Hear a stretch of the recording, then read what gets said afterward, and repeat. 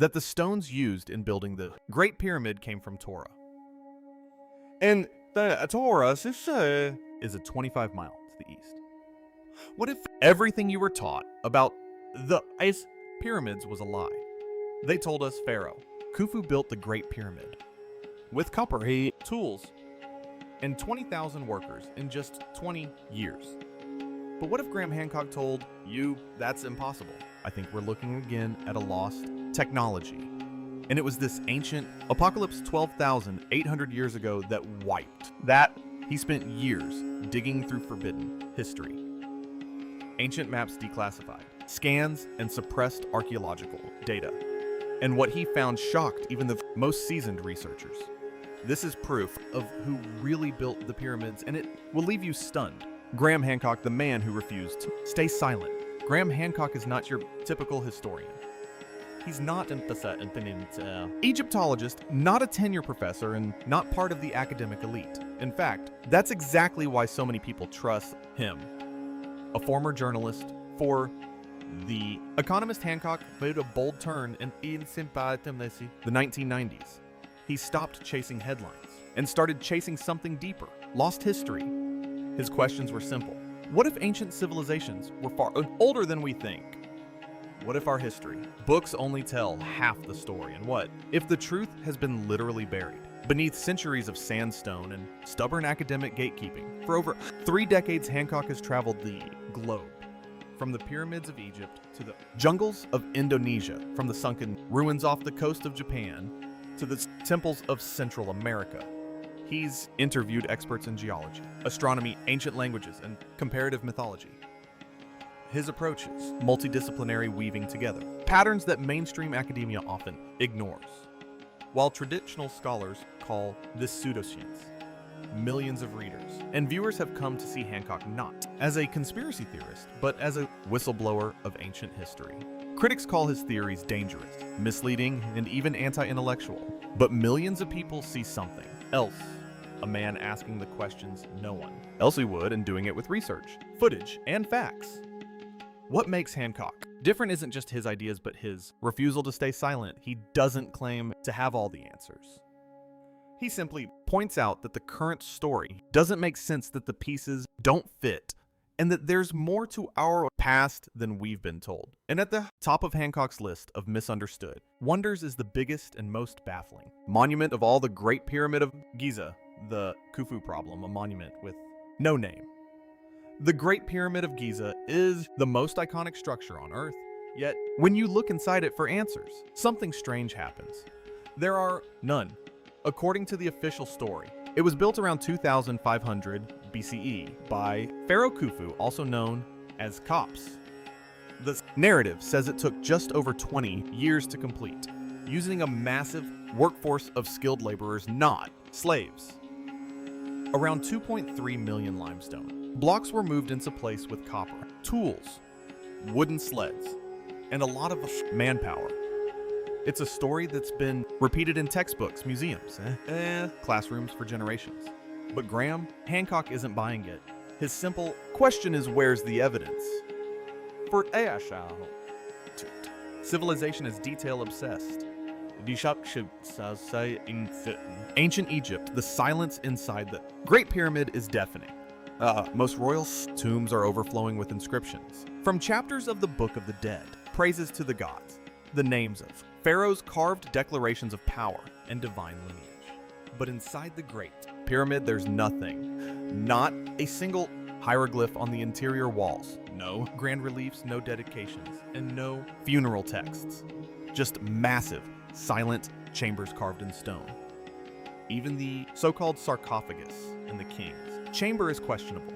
It's a plain granite box that is unmarked, undecorated, and empty. No mummy has ever been found. No burial relics, no royal seals, and nothing to prove that Khufu or anyone else was ever laid to rest there. So where does the Khufu connection come from? Just one thing. Some quarry marks, which are basically ancient graffiti allegedly scrolled on the inside of a hidden chamber above the king's chamber. These marks were supposedly discovered in 1837 by Colonel Howard Vyse, a British explorer. They're working with explosives and primitive tools. According to Vice's journal, the chamber was sealed until he blasted his way in, and just so happened to find inscriptions naming Khufu. But Hancock and other researchers point out how shaky this claim is. First Vice had a competition with another explorer who was about to outshine him. Second, there were no witnesses to the discovery of the Khufu graffiti. Third, several inconsistencies in Vice's records suggest he may have forged the marks to secure fame and funding. To this day, that quarry mark is the only direct evidence linking Khufu to the Great Pyramid. It's not carved in stone. On the outside, it's not in any ancient papyrus describing the building process. And it's not in any temple reliefs or royal tombs from the era. So why is this massive monument, which is a marvel of engineering unmatched even by today's standards, officially credited to a king who left no mark on it? Hancock's answer is unsettling. He suggests the pyramid wasn't built for Khufu at all. Instead, Khufu may have found it, inherited it, and then claimed it. Then later, Egyptian dynasties may have restored or reused older structures without fully understanding their origins. It would explain why such an advanced structure stands out so dramatically from the rest of the Old Kingdom's pyramids, most of which are crumbling piles of rubble today. In other words, the pyramid's true origins may have already been a mystery even to the ancient Egyptians themselves. But even if we accept that Khufu didn't build it or that he merely inherited it, we're still left with the bigger, harder question. How was it built in the first place? Because what comes next isn't just a historical curiosity. It's a full-blown engineering impossibility. The engineering that shouldn't exist. When you strip away the myths and marvel at the raw mechanics of the Great Pyramid, something becomes disturbingly clear. This was not a primitive construction project. It was a masterclass in precision engineering that modern builders would struggle to replicate even today. Let's start with the basics. The Great Pyramid is aligned to true north with an error margin of just 0.05 degrees. Not magnetic north, but true north, which is a direction only accurately measured today using advanced instruments and satellites. Yet somehow, over 4,500 years ago, this alignment was achieved using tools we are told were made of copper and stone. How then? There's the base of the pyramid. It covers more than 13 acres, yet it is perfectly level with a variance of less than an inch across the entire foundation. Even with modern laser jobs, guided surveying equipment, achieving that level of flatness on such a massive scale would be a monumental task. And then there's the way the stones fit together. The limestone casing stones, many of which were stripped in later centuries, and the inner granite blocks are fitted so precisely that in many cases you cannot slide a razor blade between them. Some joints are angled, others are curved. They don't just fit tightly, but interlock, absorbing force and weight. This isn't slapdash, stacking, but intricate, deliberate stonework. Now think about the tools the official story gives us. Copper chisels and dolerite pounding stones. But copper is a soft metal, far too soft to cut granite. Experimental archaeology has tried recreating this process using these tools, but the results were slow, inefficient, and inaccurate. At best, it takes hours to make minimal progress on a single stone. At worst, the tools break down almost immediately. Yet the Great Pyramid contains an estimated 2.3 million blocks, some weighing between 2 and 15 tons. These had to be quarried, shaped, transported, and precisely placed. According to the official timeline, all of this was done in about 20 years. That means setting a block every 2.5 minutes, 24 hours a day, 7 days a week, for 2 decades without pause, without error, and with perfect mathematical consistency. Even more baffling is the design of the internal chambers, especially the Grand Gallery and the King's Chamber. The geometry is elegant, deliberate, and full of mathematical significance. The height-to-base ratio of the pyramid approximates pi, and the structure encodes knowledge of the equinoxes, the solar year, and even the curvature of the Earth. This isn't just a tomb, but a scientific instrument built in stone. Graham Hancock puts it simply: this is not primitive trial and error, this is advanced engineering. He argues that the construction quality and architectural intelligence of the Great Pyramid far exceed what we see in later pyramids. In fact, most pyramids built after Khufu's are unstable or collapsing, with some being barely recognizable ruins. So, how could the Egyptians start with near perfection only to regress? To Hancock, the conclusion is unavoidable. The Great Pyramid was not a product of the Old Kingdom. It was either inherited, repurposed, or built by a civilization with knowledge and tools we no longer understand. Whatever the truth, one thing is clear. The Great Pyramid wasn't just built, but engineered with brilliance that defies its time.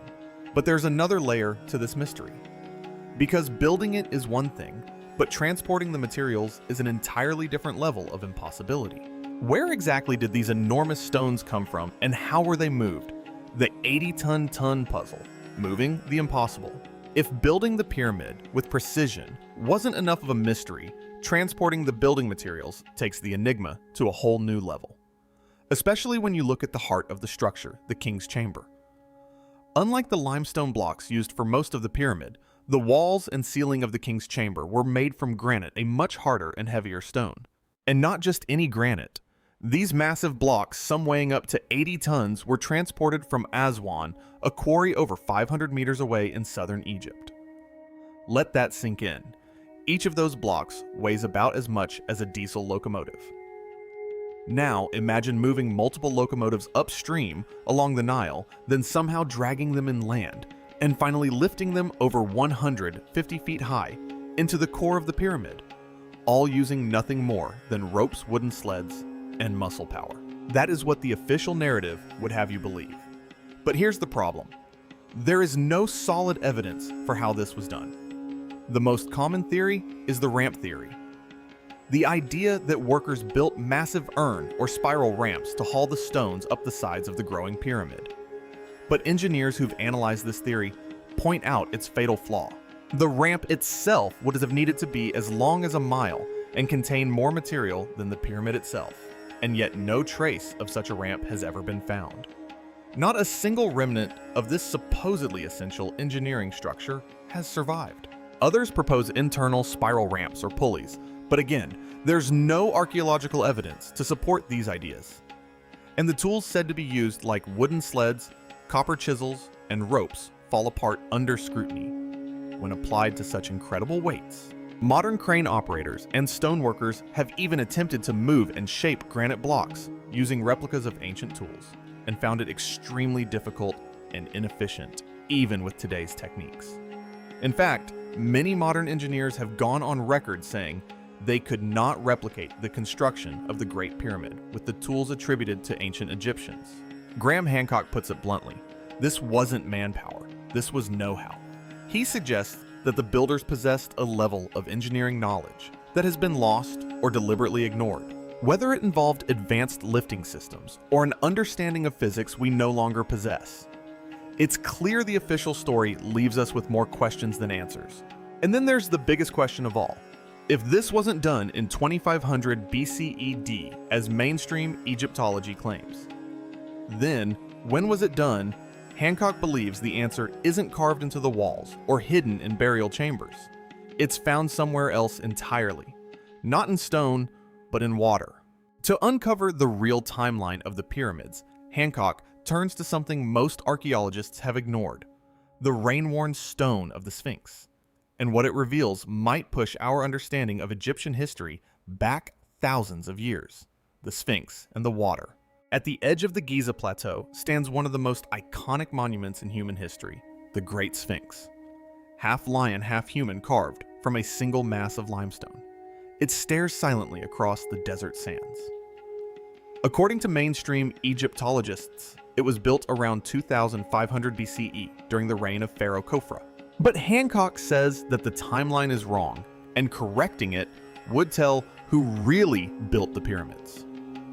This is the question that geologist Dr. Robert Shaw dared to ask. In the 1990s, Schul examined the Sphinx not as an artifact, but as a geological formation. What he found sent shockwaves through the academic world. The stone surrounding the Sphinx shows deep vertical fissures, a type of erosion pattern caused not by wind and sand, as the traditional theory suggests, but by heavy sustained rainfall. This type of water erosion could only have occurred during a period of significant and prolonged precipitation, something Egypt hasn't experienced for thousands of years. The last time the Giza region saw enough rain to cause this kind of weathering was during the late Plian era around 10,000 to 12,000 years ago. In other words, as far back as 10,500 BCE. Schul's theory instantly clashed with conventional history. If the Sphinx was truly carved that early, it would predate not only the pyramids, but the entire dynastic period of Egypt. That would mean there was already a highly capable, organized civilization in place long before we've been taught to believe civilization even existed. Graham Hancock took Schul's findings and connected them to something even larger. The theory of a global cataclysm, possibly a flood or rapid climate event around 10,500 BCE. This ties into the younger Deuce's impact hypothesis, a proposed comet strike or massive meltwater event that rapidly ended the last ice age and devastated early cultures around the world. If the Sphinx was carved by a pre-dynastic civilization, before this catastrophe, it could be one of the few surviving monuments from a lost chapter of human history, a time when ancient engineers left behind a message in stone. Mainstream historians dismissed this idea as fringe, but they struggled to refute the physical geology standing right in front of them. Wind erosion and sand blasting cannot explain the patterns. Only water can. Hancock concluded that the Sphinx was not created in 2500 BCE. It was merely adopted by the pharaohs, just like the pyramids from a much older culture. And just as the Sphinx was built in 10,500 BCE, it could not be just coincidence that the stars above that era aligned perfectly with the monuments below. Hancock believed that whoever built Giza was also mapping the sky, and he pointed to Orion to prove it. A message in the stars. The date is no accident. Before Hancock revealed who really built the pyramids, he asked, what if the pyramids of Egypt weren't just tombs or monuments, but part of a much larger message, one not written in ink, or carved into walls, but traced across the stars? This is the core of Robert Bauval's Orion correlation theory, a groundbreaking idea that reshaped how we look at the Giza Plateau. Bauval noticed something strange. The three pyramids of Giza are not perfectly aligned in a straight row. Instead, the third and smallest pyramid is slightly offset. This odd layout, long dismissed as a construction quirk, actually mirrors the three stars of Orion's belt in the night sky. But it goes deeper. Bauval used astronomical software to calculate when Orion's belt would have appeared in this exact configuration directly over Giza.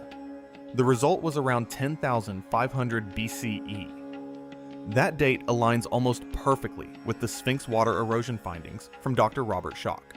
Two different lines of evidence from geology and astronomy point to the same distant time. To Graham Hancock, this cannot be coincidence. He argues that the Giza Plateau was designed not just as a ceremonial site, but as a celestial blueprint. This theory gains even more weight when you realize other ancient sites around the world also reflect star maps. From Göbekli Tepe in Turkey to Teotihuacan in Mexico, sacred monuments appear to align with constellations.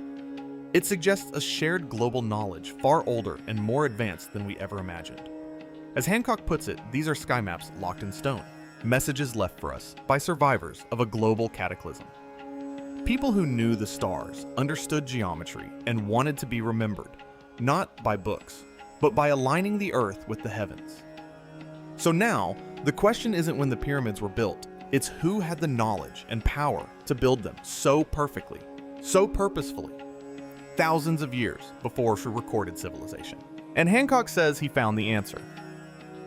The ghost builders' traces of a lost civilization. This is where Graham Hancock delivers the gut punch and says what mainstream historians won't. The pyramids were not built by Pharaoh Kufu or any pharaoh. They were built by someone else long before dynastic Egypt even existed. According to Hancock, the true builders were survivors of an advanced pre-Ice Age civilization wiped out around 12,800 years ago by a global cataclysm, possibly a comet impact during the Younger Deuce period. These weren't cavemen. They were master architects, astronomers, and navigators. They were a forgotten people Hancock calls the magicians of the gods. He believes that when this civilization collapsed, its survivors carried fragments of their knowledge across the globe, planting the seeds of later ancient cultures. And the Great Pyramid was one of their most important legacies. Not a tomb or a monument to ego, but a time capsule. A stone message designed to outlast floods, wars, and memory itself. And here's where it gets eerie. Hancock shows that pyramid structures and cosmic alignments appear across continents. From the Sun Pyramid in Teotihuacan, Mexico, to Angkor Wat in Cambodia, to the pyramids of Maro in Sudan. All built by people who supposedly had no contact. Yet all share similar mathematical constants, celestial alignments, and even architectural features. He connects these dots by saying that they were looking at fingerprints, the same hand, the same knowledge, echoing through time. To Hancock, the builders of the Giza pyramids knew sacred geometry, measured the Earth's dimensions, and encoded precession of the equinoxes into stone. Knowledge we only began to understand in recent centuries. And here's the final claim that stunned the world. Hancock wasn't guessing. He brought the proof. Through geology, astronomy, architectural analysis, and global pattern recognition, he built a case that points directly to a real lost civilization. Older, smarter, and far more capable than anything in our textbooks. This is who really built the pyramids. But if that's true, and if history is wrong on this scale, why haven't we been told? Hancock says the answer is simple. Because some people are working very hard to keep the truth buried. The cover-up. For Graham Hancock, the most infuriating part of this entire mystery isn't just the gaps in the story, but the way those gaps have been actively covered up. He points to a moment in 1993 that changed everything. German engineer Rudolf Gantenbrink sent a robot named Upwat 2 into the narrow shafts of the Great Pyramid. What it found stunned the world. A sealed door deep inside the pyramid leading to where no one knew. But instead of excitement and further exploration, Gantenbrink was shut out. The Egyptian authorities under the then Antiquities Director, Zahi Hawass, took over and blocked his access. To this day, the mystery of that door remains unresolved. Why stop investigating something so important? Hancock believes it was intentional censorship. Fast forward to 2017. Scientists used muon tomography, an advanced particle scanning technique, to peek inside the pyramid. What they discovered was even more astonishing. A massive hidden void above the Grand Gallery. A space so large it could house a passenger jet. But again, no cameras have gone in, and no updates or excavations have been made. Just silence.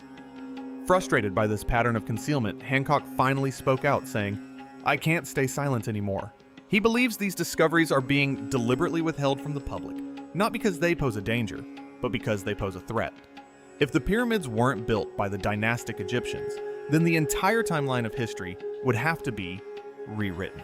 Academic careers, global institutions, even national pride are rooted in the current version of events. Challenging that narrative isn't just inconvenient, it's explosive. So instead of open inquiry, we get gatekeeping. Instead of answers, we get excuses. Hancock isn't claiming to have all the answers. What he's saying is even more powerful. We owe it to the past and to the future to ask better questions. For Hancock, this isn't just a historical cover-up, but an existential one. He believes the pyramids are not tombs, but messages and deliberate signals from a lost civilization. And that message has been buried, not just in sand and stone, but under centuries of denial. If he's right, then we're not the first advanced civilization to walk this earth. And maybe we're not as special as we thought. What do you think about Hancock's proof? Tell us in the comments below. Thank you for watching. See you in the next video.